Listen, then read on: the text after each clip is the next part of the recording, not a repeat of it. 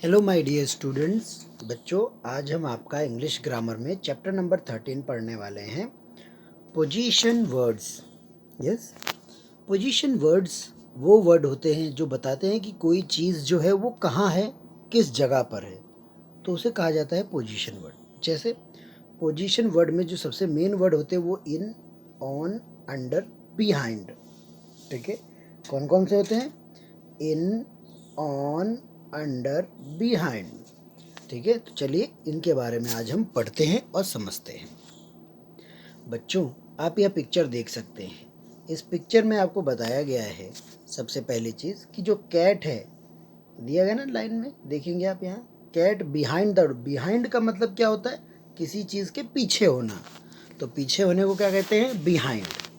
Yes. The pen is kept on the table. On है, ये देखिए यहाँ पे पेन रखा है, तो ऑन यानी टेबल के ऊपर है। और इन का मतलब क्या हो जाएगा? The books are kept in the shelf, यानी कि उसके अंदर। तो जब अंदर की बात होगी तब इन। तो आपने देखा, अभी हमने क्या पढ़ा कि भाई अगर कोई चीज़ किसी चीज़ के पीछे हो या बैक में हो तो उसे बिहाइंड कहते हैं। यस, जो चीज़ बैक में है उसी से हम शुरुआत करेंगे सेंटेंस बनाने की। जैसे the cat is behind the door.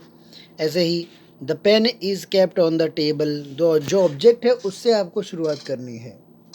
Okay, ऐसे ऐसे ही अंडर। अब अंडर क्या होता है? अंडर का मतलब होता है किसी चीज़ के नीचे। जैसे ये टेबल है, 4 लेग्स है, उसके नीचे, सरफेस के नीचे बॉल है, ऐसे। तो ये अंडर का यूज़ हुआ। तो आपको समझ में आया अच्छे से कि भाई बिहाइंड मतलब पीछे, ऑन मतलब ऊपर, इन मतलब यस उस चीज़ के अंदर, और अंडर मतलब क्या होता है?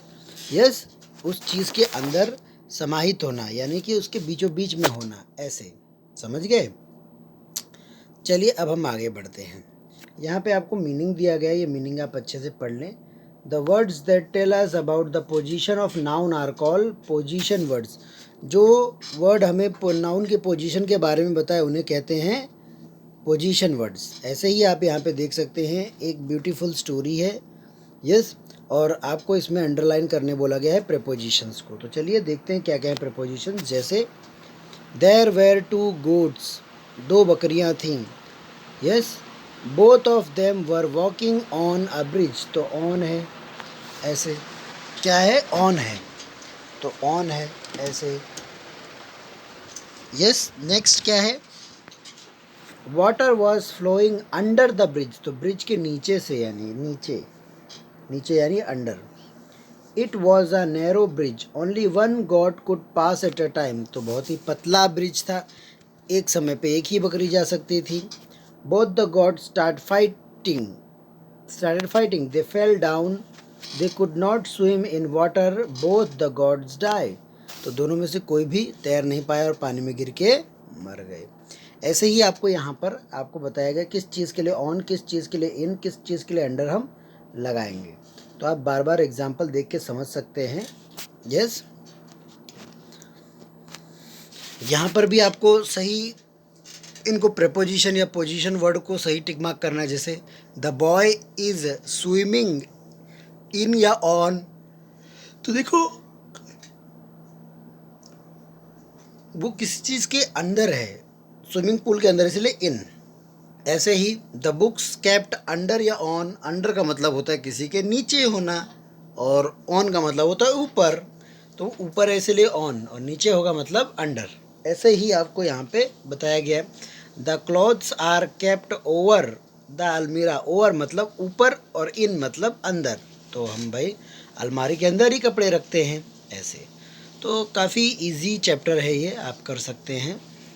फिर हम बात करेंगे बच्चों capital letters and full stop के बारे में। बच्चों याद रखें कभी भी, यस, अगर किसी व्यक्ति का नाम आता है, suppose if any names comes, then you have to first letter you have to write capital. ऐसे ही कोई सेंटेंस आप लिखते हैं उसमें भी सबसे पहला लेटर कैपिटल। समझ रहे हैं ना, देख रहे हैं ना आप, इनमें सबसे पहला लेटर क्या है? कैपिटल। नाम अगर स्पेशल नाम हो, जैसे जयपुर है, महाराष्ट्र है, गोवा है, दमन है, सिलवास है, यस, या फिर रवि है, या सुशील है, तो ये सब नाम है। ऐसे संडे मंडे, तो इनमें हमें क्या करना है? हमें इनमें पहला लेटर कैपिटल लिखना है।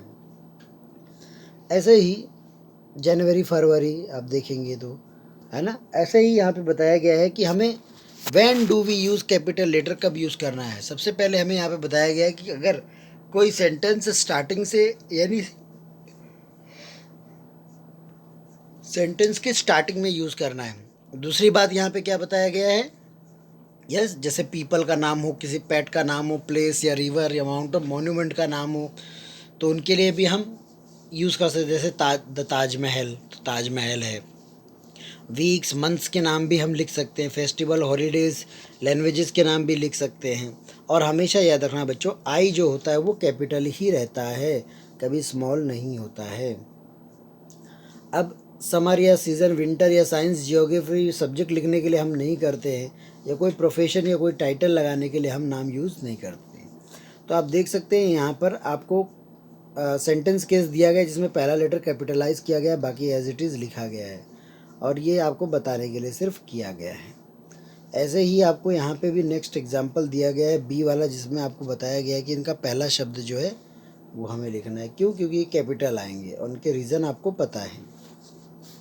ऐसे ही which is wrong with this sentence, इन सब में से क्या क्या रॉन्ग है, तो क्या रॉन्ग है वो फाइंड आउट करना है। जैसे माई कैपिटल आएगा, यस आप देख सकते हैं स्टार्टिंग में माई, आई, इट्स, यस ये होने चाहिए ऐसे कैपिटल, ऐसे वी, तो ये स्मॉल में लिखे हुए हैं,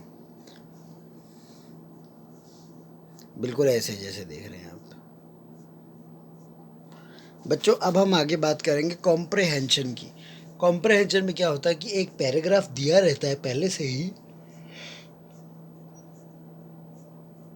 आपको उसको पढ़ के नीचे के सवालों के जवाब फाइंड आउट करने रहते हैं। तो सबसे पहले देखो बच्चों, क्वेश्चन पढ़ो, उसके बाद फिर पैराग्राफ पढ़ो। जैसे पहला question, Mini and Riya where dash, तो मिनी और रिया क्या है, तो देखो Mini and Riya are friend, मिल गया आंसर, टिक मार्क करो।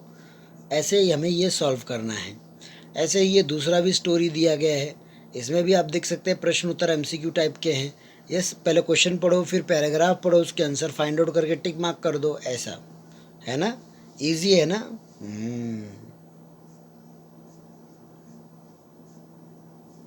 ऐसे ही पोयम का भी क्वेश्चन आंसर होता है जो करवाया जाता है, ये पोयम वाला है।